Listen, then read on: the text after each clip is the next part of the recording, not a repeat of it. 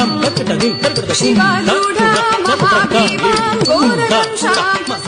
महाकाली नमः। तो मैं आपको पुनः स्वागत करता हूँ MBOD मर्सिफुल ब्लेसिंग्स ऑफ देवी में। तो जो आज की वीडियो है इसके अंदर है भगवती काली की किस प्रकार की चित्रित मूर्ति घर में स्थापित करनी चाहिए। तो यह ज्ञान गुरुदेव से प्राप्त है, तो गुरुदेव की आज्ञा से आपके आगे में लेकर आया हूँ। तो जिसके अंदर आप देख सकते हैं कि हम भगवती काली के कई चित्र मार्केट में बिकते हैं, जिसके अंदर चतुर्भुजी रूप, दशभुजी, दशमुखी, 10 पाद वाले रूप बताए जाते हैं। और भी कई सारे रूप हैं जगत के अंदर जो अनधड़ंग अब छपते जा रहे हैं, लोग घर में स्थापित बेधड़क करे जा रहे हैं, तो उनका कोई तोड़ नहीं। तो साधु को, उपासकों या फिर भक्तों के लिए, मतलब स्पेशली भक्तों के लिए ये वीडियो, तो किस प्रकार की तस्वीर घर के अंदर स्थापित करे भगवती काली की। क्यों? बहुत इफेक्ट पड़ता है उस रूप को देखने भर से। हम देखते हैं कि भगवती काली का एक चित्रित है कि जिसमें माता 10 मुखी, 10 पैर और 10 हाथों वाली है। पाद मतलब चरण वाली है। तो आप सोचिए एक इतना विशाल रूप हम घर में स्थापित तो कर रहे हैं, लेकिन हम उसकी उपासना श्रेष्ठ प्रकार नहीं कर पाते। वह रूप जगत जननी का है, महाकाली है। महा, जिसके आगे महा लग जाए उसका तो रूप ही बड़ा भयंकर हो जाता है। तो भगवती काली का रूप हम कैसे स्थापित करें, किस प्रकार का रूप होना चाहिए। साधकों, उपासकों सभी के लिए एक रूप है बड़ा ही करुणामयी, सतोगुणी।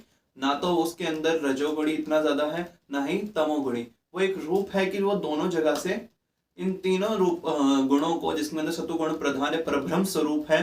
परब्रह्म अर्थात मुक्ति दिलाने वाला रूप है। भवतारिणी, तारिणी समझ लोग समझ गए होंगे किसकी बात करने वाला हूं मैं। तो भवतारिणी रूप, जिसकी मूर्ति भी कई रेयर मिलती है लोगों को, तो इस रूप की स्थापना हमें घर में करनी चाहिए। भवतारिणी अर्थात दक्षिणा काली।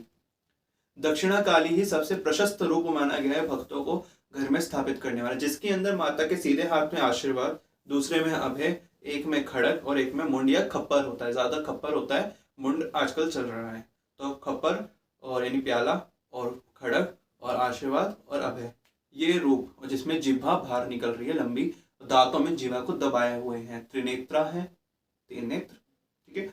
और मुंडमाला से अलंकृत है, मुंडमाला की जगह गुड़ल की माला भी अब मिलती है।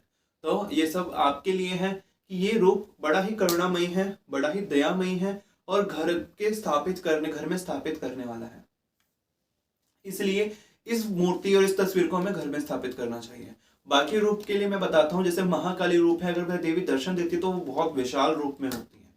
अब लोग कहेंगे कि माँ तो माँ होती है। माँ तो भाई आपकी इच्छा है। आप देखिए, अगर आप विधान फॉलो कर रहे हो तो आप विधान को अच्छे तरीके से फॉलो करिए, लेकिन विधान नहीं फॉलो कर रहे हो, आप ना तो किसी के शिष्य हो, ना ही कोई आपका गुरु है, तो आप अपने हिसाब से कर रहे हो तो आपको उसका अपना है फल भी मिलेगा। लेकिन जब आप सोचते हो कि हाँ विधान है, विधान भी फॉलो करेंगे, गुरु नहीं है, तो भाई आप उसका फल भोगने के लिए तैयार रहो। सबसे प्रशस्त रूप दक्षिणा काली है, जिसकी मैं फोटो एंड में डाल दूंगा, आप देख सकते हैं वीडियो खत्म होने के टाइम पर कि किस प्रकार का वह रूप होता है, जिसके अंदर माता अत्यधिक करुणामयी आपको दिख जाएगी। और एक और चीज, जब भी भगवती काली का चित्र घर में स्थापित करें, कुछ लोग होते हैं कि माता काली कमल पे भाग रही है, गुड़हल के फूल पे भाग रही है, ये तस्वीर बहुत चली है, उसकी स्थापना कर लेते हैं। नहीं, वह स्वरूप घर में स्थापित वाला नहीं है। अब बंदा चाहे तो किसी भी रूप की स्थापना कर सकता है। पूजित रूप की अलग चीज है, फोटो लगाना अलग मैटर है, बहुत फर्क पड़ता है। लेकिन फोटो से भी लाइफ के अंदर, तो आप पूजित के लिए आप कैसा भी रूप स्थापित कर रहे हैं, ये आपके ऊपर डिपेंड करता है। लेकिन दक्षिणा काली स्वरूप ऐसा है कि जब भी आप स्थापित करें, उसकी जब भी काली देवी की तस्वीर को स्थापित करें, उनके नीचे चरणों में शिव अवश्य हो। और उनके अलावा शिव का या बटुक भैरव का पूजन आपको अवश्य करना है भगवती काली के साथ। काली तंत्र और भैरव तंत्र का कथन क्या है? कथन ये है कि भैरव देव को भोग लगे बिना, भोग मिले बिना, या फिर उनको भोग नहीं दिया जाए तो माता काली भी वो जो भोग चढ़ा हुआ है वो स्वीकार नहीं करती है। ये चीज आप अपने दिमाग में बिठा लीजिए कि शिव या फिर बटुक भैरव, इन दो का पूजन काली पूजा में अत्यधिक ही आवश्यक है। शिव पूजन के बिना तो किसी भी देवता के पूजन का अधिकार नहीं है। शिव पुराण कहता है, शिव पुराण क्या कहता है कि कभी भी शिव पूजन किए बिना किसी भी देवता का पूजन किया जाए तो वो फलित नहीं होता। शिव परिवार का पूजन सर्वदा सर्वप्रथम है। गणेश और दुर्गा, गणेश और अंबिका का पूजन सबसे पहले, उसके बाद भगवान शिव का पूजन। शिव परिवार का पूजन कर लिया तो हमें हर पूजन करने का अधिकार मिल जाता है। घर में कैसा शिवलिंग स्थापना करें इसकी वीडियो भी अब जल्दी ही हम शूट करेंगे और आपको जल्दी ही मिल जाएगी। इसके अलावा और वीडियो भी आने वाली है, तो आप रहिएगा हमारे साथ ही, जिसके अंदर माता की व्रत विधि, इसके अलावा भगवान विष्णु की प्राण प्रतिष्ठा विधि, पुराणोक्त विधि, जो पौराणिक है, पुराणों के अनुसार है, जो रियल है, वो स्थापित करने की। जो पंडित लोग कराते हैं वह सभी देवताओं की एक समान विधि से प्रतिष्ठा कराते थे, लेकिन विष्णु जी की प्राण प्रतिष्ठा, नारायण जी की प्राण प्रतिष्ठा बहुत अलग है, तो इस चीज का आप ध्यान रखिए। तो ऐसी कई सारी वीडियो आने ही वाली हैं। तो आप भगवती काली, दक्षिणा काली का यह चित्र जो अब आने आ रहा है, इसको घर के अंदर स्थापित करें। यही चित्र घर में स्थापित करने के लिए कहा गया है।